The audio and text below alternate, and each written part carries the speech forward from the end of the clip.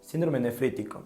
Es una de las formas de presentación de las enfermedades glomerulares. Se caracteriza por la aparición de hematuria, oliguria y daño renal agudo, lo que se manifiesta en disminución abrupta de la tasa de filtrado glomerular y retención de líquido, que a su vez se origina un edema e hipertensión arterial. Las causas más frecuentes son las glomerulopatías primarias y secundarias o enfermedades sistémicas, tales como glomerulonefritis postinfecciosa, glomerulopatía por inmunoglobulina A, glomerulonefritis extracapilar, lúpulos eritematoso sistémico, síndrome urémico hemolítico y la más común, glomerulonefritis membranoproliferativa. Diversos mecanismos de inflamación generan inmunocomplejos producidos por anticuerpos circulantes, los cuales van a estar disminuyendo los niveles de complemento total. La lesión ocasiona un colapso en los capilares glomerulares, que se relaciona directamente con la disminución del filtrado glomerular.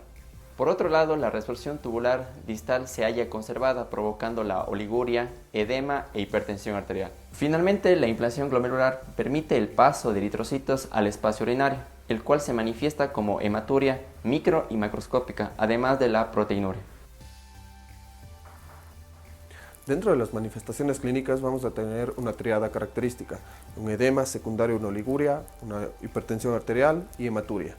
Además, en los exámenes de laboratorio principalmente vamos a encontrar una proteinuria, unos hematíes dismórficos y una creatinina sérica elevada. El intervalo entre la infección y la nefritis dependerá mucho de la causa, como por ejemplo 2 semanas en las faringoamigdalitis y 1 mes en las pielonefritis. La evolución es benigna, rara vez llega a la cronicidad. Este es un síndrome que se resuelve de manera transitoria y deja una inmunidad. El edema por lo general es leve, se manifiesta a nivel de maleolos y tejidos laxos como por ejemplo los párpados. En las glomerulopatías secundarias a una enfermedad sistémica van a agravar los signos y los síntomas. La presencia de los componentes del síndrome nefrítico en ausencia de datos de enfermedad sistémica y en relación con una infección previa a las conocidas como posibles causantes del mismo sugiere el diagnóstico. Datos que también apoyan el diagnóstico es el nivel de C3 disminuido, lo cual se observa en el 90% de los pacientes y que se recupera en 4 semanas. La persistencia de microhematuria durante meses no invalida el diagnóstico. Por el contrario, la proteinuria desaparece antes. Las streptolicinas están elevadas en el 60-80% de los pacientes durante los 10 primeros días. Se requieren hallazgos de laboratorio como proteinuria de 24 horas menor a 3.5 gramos, orina completa, evaluación de función renal. También excreción funcional del sodio generalmente menor a 1% y hemograma. En los exámenes complementarios tenemos la biopsia renal, exámenes microscópicos de contraste de fase y exámenes radiológicos.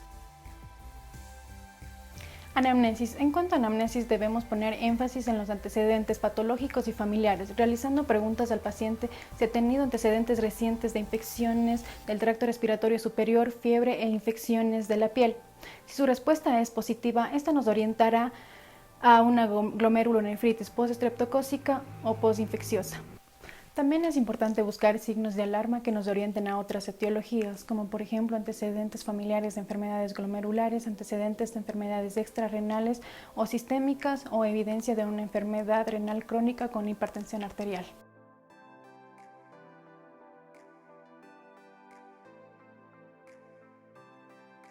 Con la inspección se puede verificar si la patología es netamente renal o presenta síntomas sistémicos.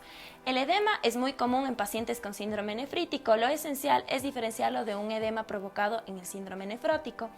El edema en el síndrome nefrítico es clásico en los maleolos y en tejidos blandos como en los párpados. El momento de inspeccionar debemos verificar que los párpados no presenten edema. En la auscultación nos vamos a referir a las zonas cercas del ombligo para encontrar la arteria renal y notar la presencia de estenosis.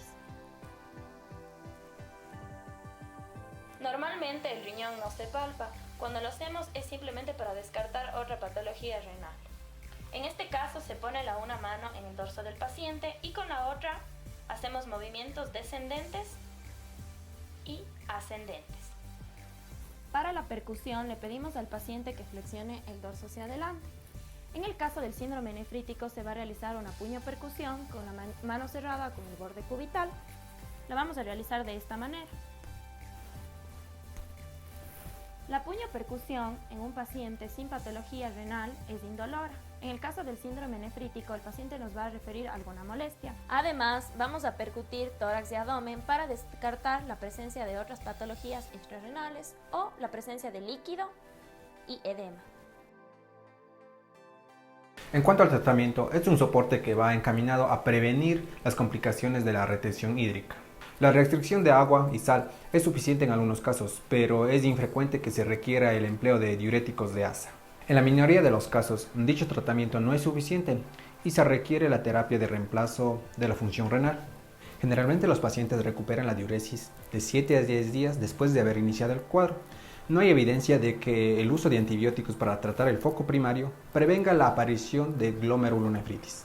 El pronóstico a largo plazo generalmente es bueno y solo un pequeño porcentaje de los pacientes presenta proteinuria e hipertensión después del evento primario. ¿Qué es el síndrome nefrítico? Ya. Bueno, muchas gracias por esta invitación y realmente es un tema de gran importancia para nuestra área, que es el área de nefrología. El síndrome nefrítico es una patología causada por una lesión a nivel del endotelio de los capilares glomerulares, que ocasiona una inflamación de los mismos, ya puede ser del endotelio o del epitelio, y ocasiona que la luz de los capilares se tapen, se obstruyan, y obviamente tiene varias manifestaciones. Una de ellas, que el paciente esté hipertenso, que venga con alteración de la función renal, puede haber hematuria, y la característica más importante es que es una hematuria de origen dismórfico por una lesión a nivel del endotelio. Puede acompañarse de oliguria o de anuria, entonces es una manifestación, una presentación muy rápida de esta enfermedad.